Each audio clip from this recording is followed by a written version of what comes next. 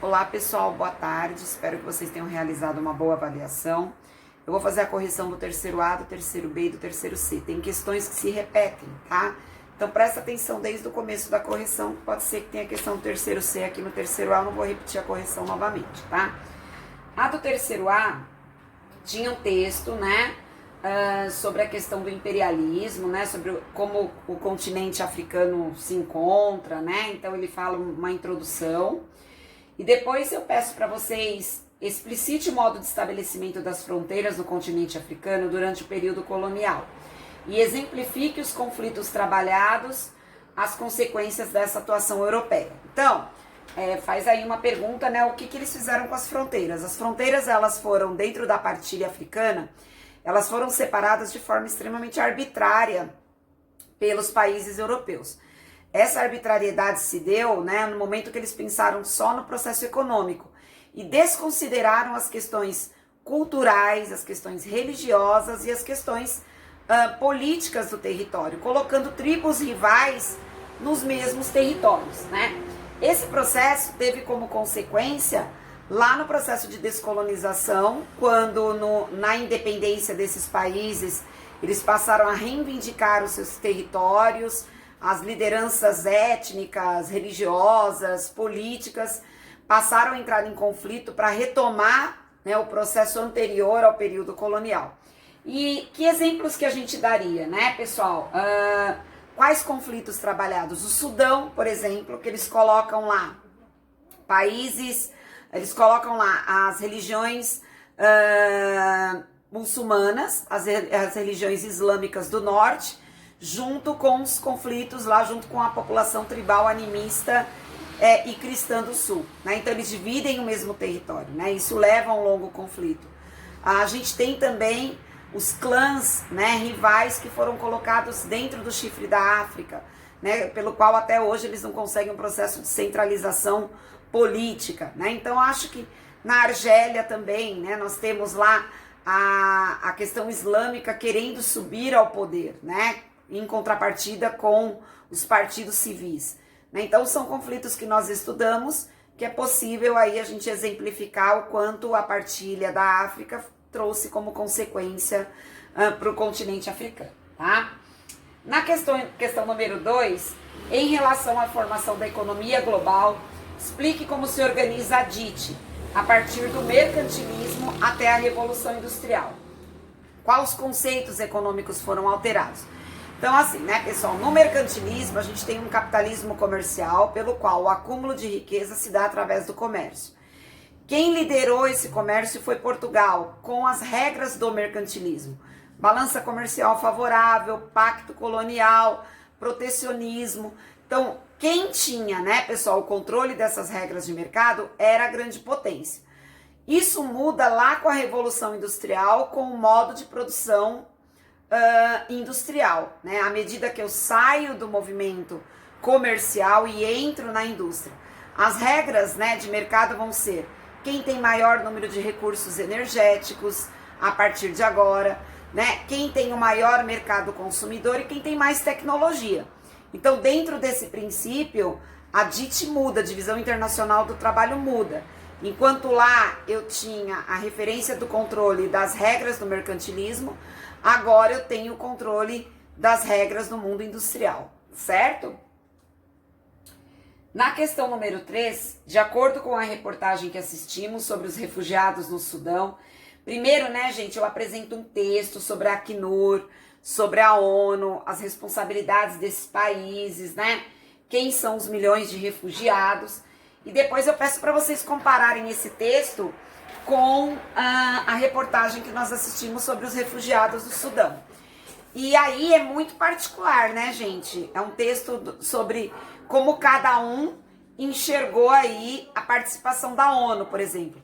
Nós comentamos, né, que a ONU, apesar dela mostrar lá, junto com a Acnur, junto com os Médicos Sem Fronteiras, só voltando aqui, pessoal, então vocês vão colocar, por exemplo, apesar da gente ter visto lá, né, a ONU agindo lá dentro do território lá do Sudão, nos países que fazem fronteira, essa ação se deu muito só com o necessário, né? Nós até questionamos que a ONU tem 367 signatários mais ricos do mundo, né? E o que a gente via ali? Uma lona, né? Uma madeira, a própria reportagem fazia uma reclamação lá da questão de como se dava para ceder água lá para o território, falando que era um processo muito caro, e a gente via que tudo era muito rudimentar, né? Vacinação, né, pessoal? Contagem da população, trazer a população lá com ônibus, a gente percebe mesmo que a reportagem nos mostra que a ONU ela faz só para mostrar que ela está tendo ajuda humanitária, né? Resolver mesmo o caos, né, da guerra, interferir dentro do processo de conflito dentro do Sudão, isso a gente não viu. Mas essa questão vai depender muito, né, gente, do discurso de cada um e do que vocês anotaram em aula. A questão número 4, pessoal, a partir do final da Primeira Guerra Mundial, explique como ficou organizados os limites e fronteiras da Europa com a queda dos impérios anteriores à guerra. São 4 impérios desmembrados, né, pessoal? Então, vocês teriam que colocar o desmembramento desses impérios e quais países surgiram. Império Alemão, surgimento dos Países Baixos, Bélgica, Polônia e Tchecoslováquia. Queda do Império Austro-Húngaro, né? A gente tem o surgimento da Áustria, da Hungria e da Iugoslávia. Turco-Otomano, né? O surgimento da Turquia. Claro que se a gente fosse falar ali do Oriente Médio, né? O surgimento ali de mais de 43 países ali no lugar onde o Império Turco-Otomano tinha domínio. Mas colocando aí a Turquia, tá ok. E o Império Russo, né? Que desmembra aí Letônia, Estônia, Lituânia e Finlândia, que aparecem aí nesse território. Portanto, a questão número 4 era só indicar os países. Na questão número 5, né, eu coloquei um mapa do norte da África, a área de transição do deserto do Saara, e a gente descendo ali para a região centro-sul africana, né? Então, explique as características físicas, culturais que envolvem o continente africano. Então, as características físicas, você tem um norte árido, o deserto do Saara, zona de transição, savanas africanas, floresta equatorial, né? Indique os recursos naturais encontrados em cada ponto do continente dentro dos apontamentos da aula. Norte, né? A gente discutiu lá a Argélia, os países ali da Nigéria, que você tem petróleo. África Ocidental, produção de diamante. Congo, né, parte central ali, você tem o coltan, silício, magnésio, ferro, né, toda a parte ali magmática ali da região, tá? E a parte, né, que a gente coloca lá do chifre da África, que basicamente é uma área árida, né, uma área com vários impactos ambientais ali na região, tá? Os aspectos culturais, um norte islamizado e uma região centro-sul animista e cristã. Mais de 200 dialetos, né, características tribais. Aí vocês poderiam aí dimensionar os apontamentos que a aula tem. Certo, pessoal? Tá? Então essas aí foi a correção do terceiro A. Bom, pessoal, agora a correção do terceiro B, tá? Aqui a gente tem o mapa do Sudão. Tem um texto de introdução do Sudão. A partir do mapa, escreva os motivos relacionados ao conflito do Sudão e por que o Sudão do Sul ainda vive intensos conflitos, tá? Os motivos relacionados ao conflito do Sudão tem 2 momentos, né, pessoal? O primeiro momento, você tem o norte islamizado querendo subjugar o sul animista e cristão, né? Então, eles lutaram aí até 2002, 2001, quando os Estados Unidos e a ONU interviram na divisão do território em Sudão e Sudão do Sul. Um segundo momento, os conflitos estão relacionados ao petróleo encontrado no Sudão do Sul. O Sudão reivindica reorganizar as fronteiras, né, uma reorganização dessas fronteiras, e o Sudão do Sul ainda vive intensos conflitos porque as tribos e etnias locais ainda se rivalizam, tentando aí liderar o controle desse petróleo. E a gente tem várias milícias locais lutando aí por esse controle e paramilitares que vêm lá do norte, que vêm do Sudão, que querem combater as milícias no Sudão do Sul. Então a gente tem 2 conflitos, um conflito interno dentro do próprio Sudão do Sul e uma interferência do Sudão tentando combater aí essas fronteiras e tentando ter acesso à receita desse petróleo, tá? Isso também vai muito de como vocês vão organizar o texto, tá? A questão número 2 é a mesma questão do segundo A, do terceiro A, né, pessoal? Que eu coloco quais são as regras de mercado no mercantilismo. Então, pacto colonial, protecionismo, a liderança de Portugal dentro desse período. E aí a gente tem a Revolução Industrial com a Inglaterra dominando essas regras de mercado. Que aí seriam os recursos energéticos, seria o mercado consumidor e a disputa aí por tecnologia. Isso vai culminar lá com a partilha da África, né? Com a disputa, com a busca desses territórios, tá? Então, a 2 é muito parecida com a número 1, com a questão do terceiro A. A diferença são as imagens, né? A análise que vocês deveriam fazer aí. Na 3, era da reportagem, né? Essa caiu para as 3 salas. A 4, também para comentar como ficou reorganizado no pós-Primeira Guerra Mundial. E a 5, também a mesma questão do terceiro A, que vocês deveriam colocar aí a partir do mapa do norte da África, da zona de transição e África Centro-Sul, quais as características culturais, quais as características físicas do território. Já corrigido lá do terceiro A, certo? A do terceiro C, pessoal, vai mudar a questão número 4, que é para explicar os motivos relacionados ao imperialismo que levaram à Primeira Guerra Mundial. Então aqui, né, são 2 questões em uma aqui. Aqui vocês teriam que colocar quais eram os motivos, né, dos países imperialistas que levaram à Primeira Guerra.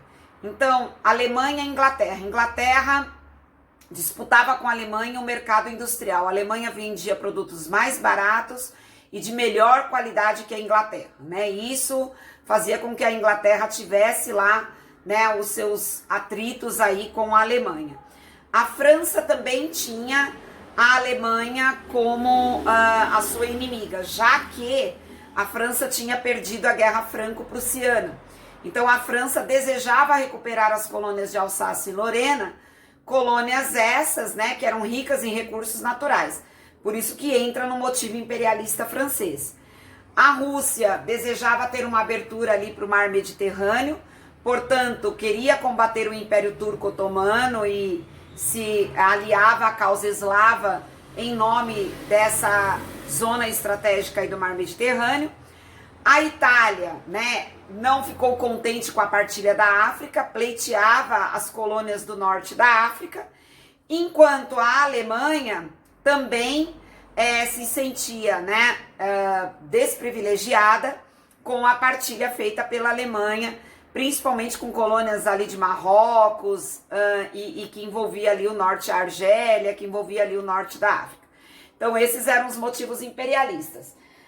Com os limites em fronteiras, né, os impérios se desmembraram e aí nós temos a constituição de novos países surgindo nessa questão aí número 4, tá? A questão número 5 do terceiro C tinha uma imagem, um mapa do chifre da África, né? Observe o mapa, de que região África estamos tratando, chifre da África. Qual o país estudado? Somália. Qual o conflito relacionado à divisão dos clãs, né? Na verdade, eles disputam ali a centralização do poder por clãs rivais, né? Nós temos um partido islâmico que deseja tomar o poder, que seria a grande saída para a Somália, mas os Estados Unidos impede essa consolidação, já que os Estados Unidos teme que ali se torne um núcleo de treinamento de grupos extremistas islâmicos. Então, cada vez, né, que essa centralização vai acontecer, os Estados Unidos interferem, principalmente com a Etiópia, né, que tem um exército ali, que os Estados Unidos banca esse exército, treina esse exército para que ele combata ali dentro da Somália, acirrando os conflitos ali locais, tá? Então, teoricamente, é uma disputa por clãs, pelo poder central, e um partido islâmico que também deseja, né? A União da Corte Islâmica, né? Colocou lá para vocês. E aí essa interferência norte-americana acaba impedindo essa centralização do poder. o que acirra mais as disputas dentro do território. Certo, pessoal? Qualquer dúvida, a gente esclarece em aula depois, tá? Que vocês aguardem a correção da prova, porque vai variar muito de como vocês responderam as questões. E aí a gente discute em aula como é que fica aí essa correção. Tudo bem? Até mais, pessoal!